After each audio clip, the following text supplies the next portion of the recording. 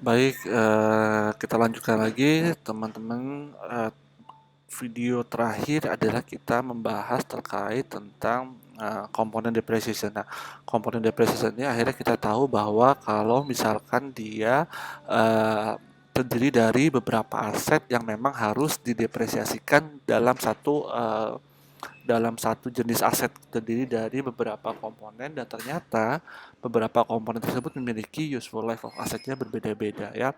Itu tadi video terakhir. Nah, sekarang kita nyambung lagi ke depreciation and partial period. Jadi sebetulnya bahwa di sini disampaikan bahwa sebetulnya perusahaan tidak bisa selalu men-setup bahwa pembelian asetnya agar mudah penghitungnya selalu di tanggal 1 Januari, sehingga di tanggal 31 Desember dia sudah 12 bulan depresiasinya. Nah, di sini diberikan contoh bagaimana kalau misalkan dia membeli aset di tanggal assume that, for example, that steel tax limited purchases an automated drill machine with a 5 years life.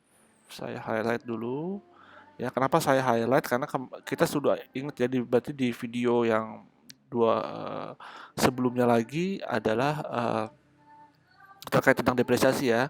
Ada 3 komponen yang selalu saya highlight kalau saya menghitung depresiasi. Pertama adalah useful life of asetnya, dan ini adalah apanya? Ada yang masih enggak? Ini adalah depreciable base-nya ya. Nah, pada tanggal 10 Januari 2019, the company fiscal years and December 31st. Steel tax therefore charges depreciation for only. Nah, karena dia Juni tanggal 10, maka dia dibilang di sini adalah dia hanya mencas depresiasinya for only 6 months and 2/3 month ya. 6 bulan 2/3 ya. During that year, the total depreciation for a full year assuming start line depreciation 9.000 ya. 9.000-nya dapat dari mudah, start line 45.000 dibagi 5, 9.000 ya. The depreciation for the first year ya, for the first partial year adalah 5.000 ya.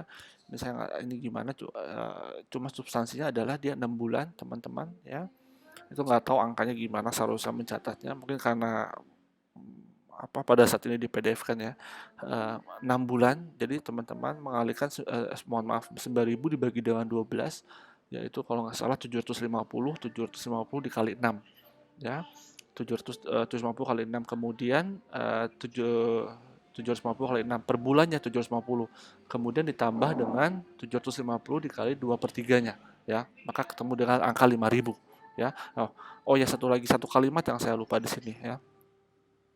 In computing depreciation expense for partial period, companies must determine the depreciation expense for the full year dulu ya.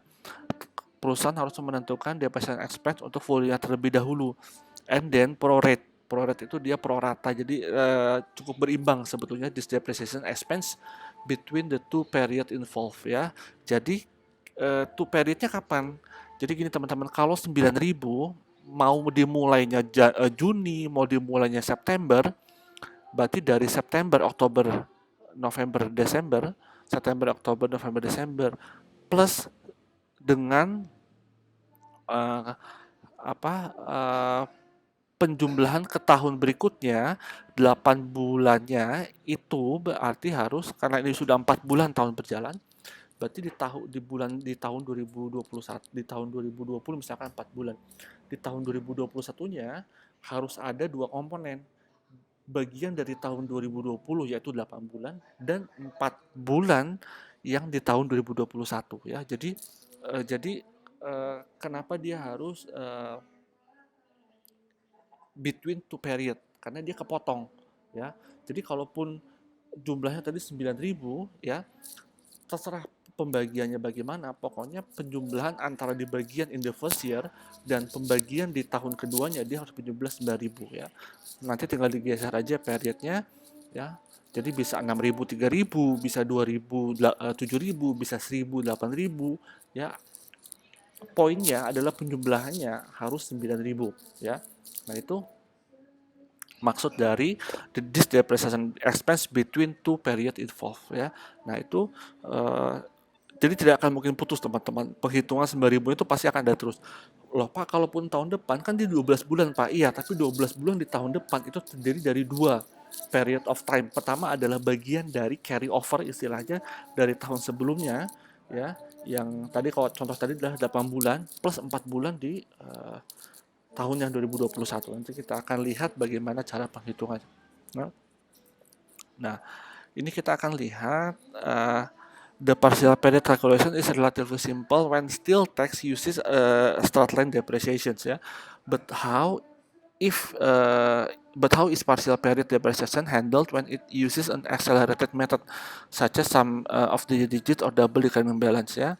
As an illustration, assume that still tax purchase another machine for 10,000 pounds sterling on July 1st, 2019. Jadi Juli, ya. 1 Juli when estimated useful life of 5 years and no residual value, ya. Nah ini cukup berwarna-warni, ya, tapi warna-warnanya itu mencerminkan satu line perhitungan, ya. Nah, tadi 1 Juli ya 2019, ya. Yang pertama tadi teman-teman harus menghitung tahun full year-nya dulu, ya, untuk tahu kita bisa bagi pro rate-nya, ya.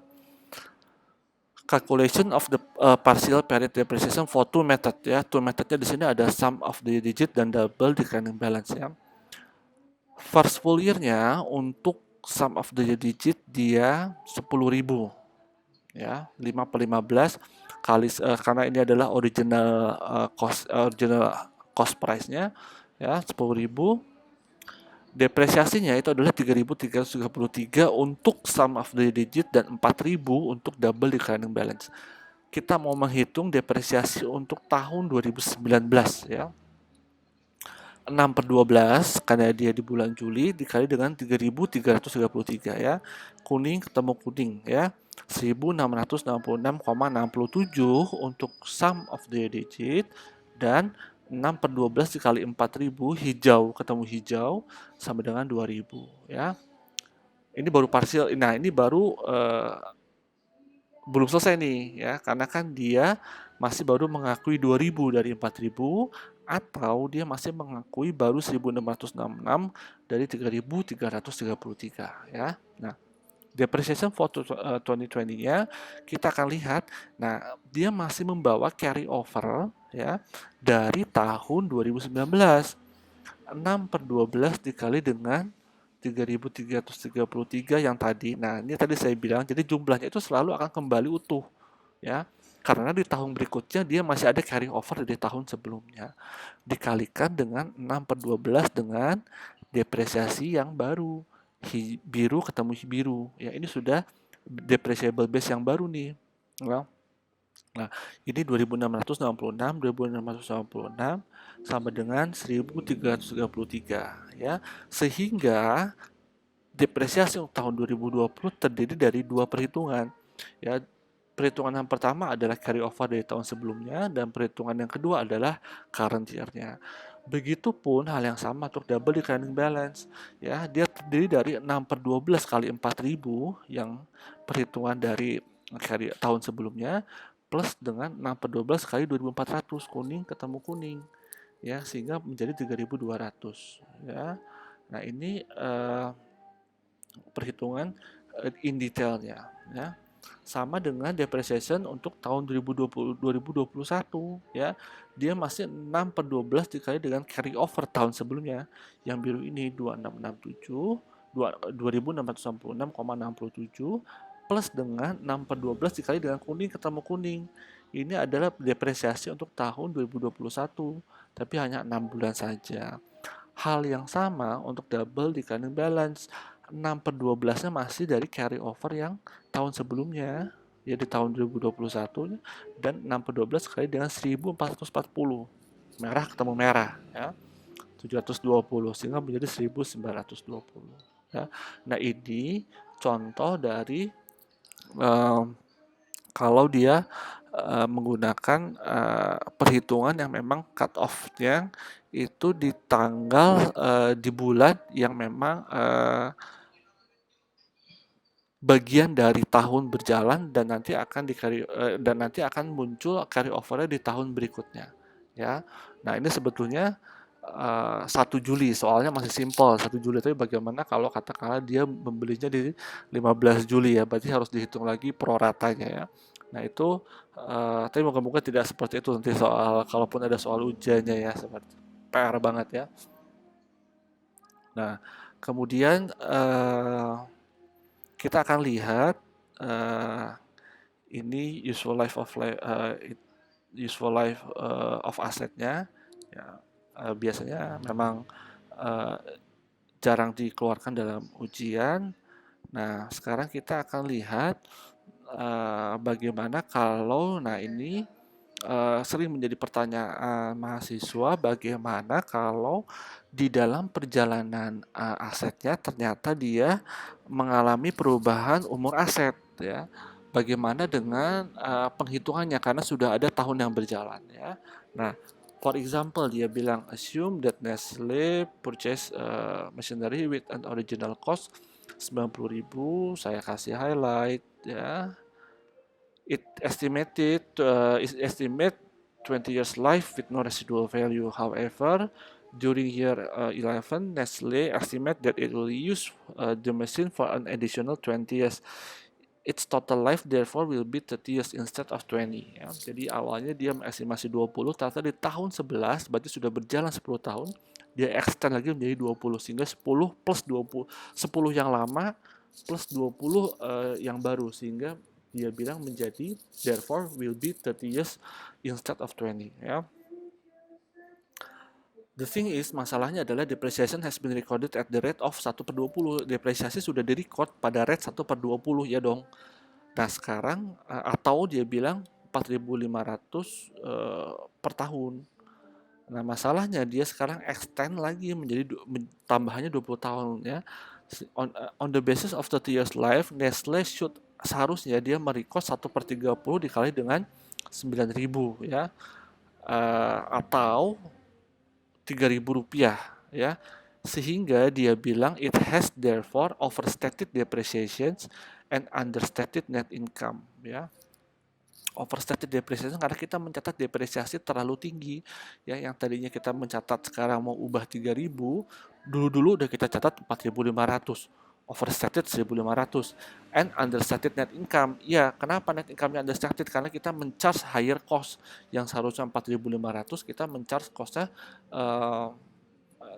seharusnya 3.000 kita mencas 4.500 ya, sehingga pengurangnya menjadi lebih banyak. Itu sebabnya kita understated net income kita ya.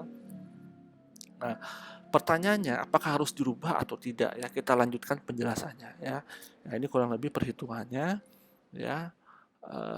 Totalnya in total per tahunnya 1.500, untuk 10 tahunnya kita 15.000. So apa yang harus kita lakukan dengan angka ini ya, bahwa kita ternyata terlalu overstated of depreciation. Nestle should report this change in estimate in the current and prospective period ya. It should not make any changes in previously reported results. Saya kasih highlight merah. It should not make any changes in previously reported result, and it does not adjust opening balance, not attempt to catch up for prior period. The reason is why changes in estimate are continual and inherent part of estimation process ya. Continual restatement, saya pindah ke highlight warna hijau, of prior period would occur for revision of estimate unless handled prospectively ya. Therefore, no entry is made at the time the change in estimate occurs ya. Tapi sekarang kita lihat, jadi sebetulnya substansinya tidak perlu dibutuhkan perubahan laporan keuangan yang sudah disajikan sebelumnya ya. Sekarang kita lihat bagaimana penyajiannya. Computing depreciation ini di financial statement, computing depreciation after revision of estimated life. Machinery-nya 90.000 less accumulated depreciation ya, 45.000. 45.000 ini hasil yang sudah berjalan 10 tahun dikali dengan 4.500 ya. Book value of machinery at the end of 10th year 45.000 ya.